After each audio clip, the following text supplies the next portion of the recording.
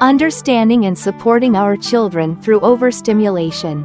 Hello, dear parents. Today I'd like to share with you a topic that's very close to our hearts but often overlooked in the journey of raising our children: the experience of overstimulation in kids. This is something every child can go through, from tiny newborns to school-aged little ones. I truly believe that when we understand this better, we can support our children in the most loving and effective way.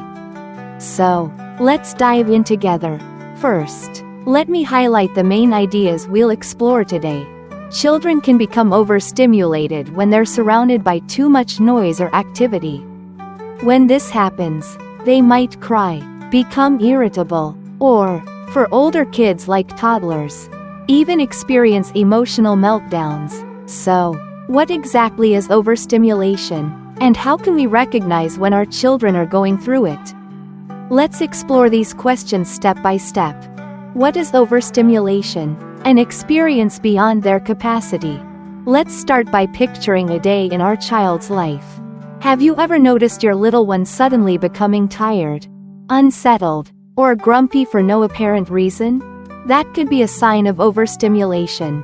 So, what does overstimulation mean? Simply put, it's when our children are swept up in too many experiences, sensations, noises, or activities, more than they can handle.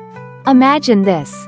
For a newborn, something as simple as being passed around and cuddled by lots of adults at a family gathering can leave them feeling anxious and overwhelmed.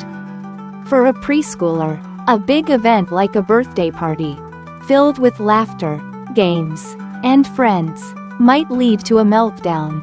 And for a school-aged child, a packed day, going from school to after-school care, then to a swimming lesson, can leave them cranky and exhausted. When overstimulated, our children feel tired and can become overwhelmed. In those moments, what they need most is some quiet time in a familiar, calm environment where they feel safe and secure. I truly believe that once we understand this, we can create those much-needed pauses to help our children regain their balance. Signs of overstimulation. Listening to our children through their actions. Now, let's move into the heart of this topic. How do we know when our children are overstimulated? Every age group shows different signs, and I want to share these with you so we can listen and understand our children better. What's special is that, as you spend time with your child, you'll start to recognize the unique signals they show when they're feeling overwhelmed. For newborns, small but very real emotions. With newborns, they can't yet express their feelings in words, but their bodies and actions speak for them. When overstimulated, they might become irritable or tired.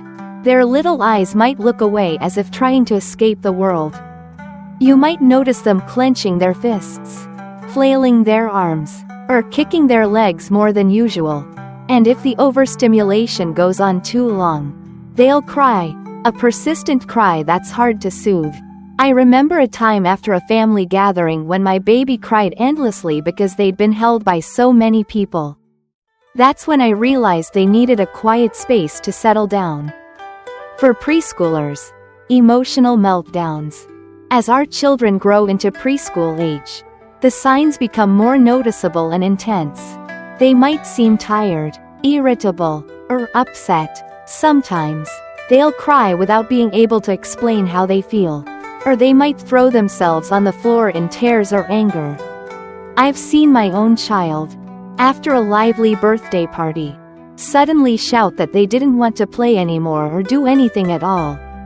Even simple tasks, like buckling their seatbelt in the car, were met with strong refusal.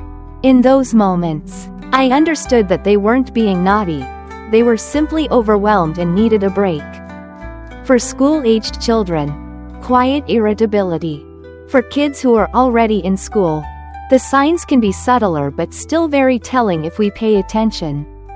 They might become irritable or tired, or clumsier than usual, perhaps dropping things or spilling water. They might get bored easily, complain about food, or be less cooperative when asked to help out. There have been days when my child asked for more help with homework or chores, even though they could usually manage on their own. That's when I knew they needed time to relax and recharge. Supporting our children. A guide for parents.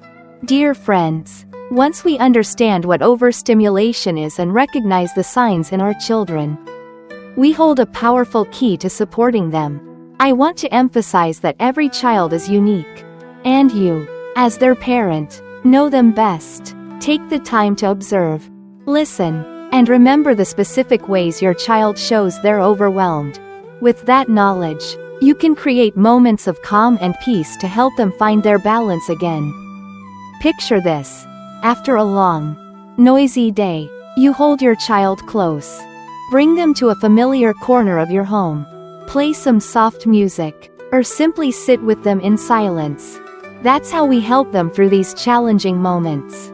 I believe that with love and understanding, we can not only help our children overcome overstimulation but also build a strong, trusting bond where they always feel safe and loved.